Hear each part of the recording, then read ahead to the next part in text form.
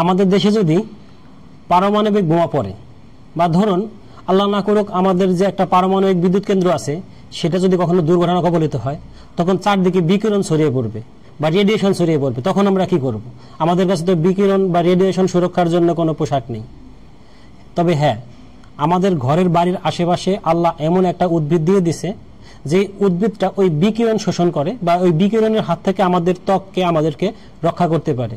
সেই গাছটা হচ্ছে এই বারুদ গাছ বা গান পাউডার প্লান্ট, আবার কেউ বলে আর্টিলারি প্লান্ট।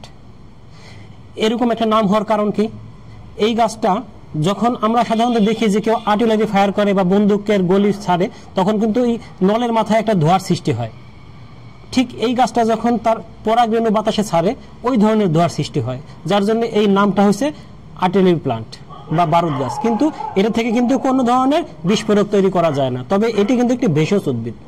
এই গাছটা পুরোটাই অ্যান্টি অক্সিডেন্টে ভরপুর, যার জন্য আমাদের শরীরের প্রদাহ কিন্তু নিরাময় করে। আবার যাদের লিভারের প্রদাহ আছে, মূত্রনালীর প্রদাহ আছে, এটাও কিন্তু নিরাময় করে এই গাছ। এবং বিকিরণজনিত যে আমাদের ক্ষতি, কোষের ক্ষতি, শরীরের ক্ষতি, সেটাও কিন্তু নিরাময় করে এই গাছ। তার মানে অত্যন্ত চমৎকার একটা গাছ আমাদের ঘরের আশেপাশে পাওয়া যায়।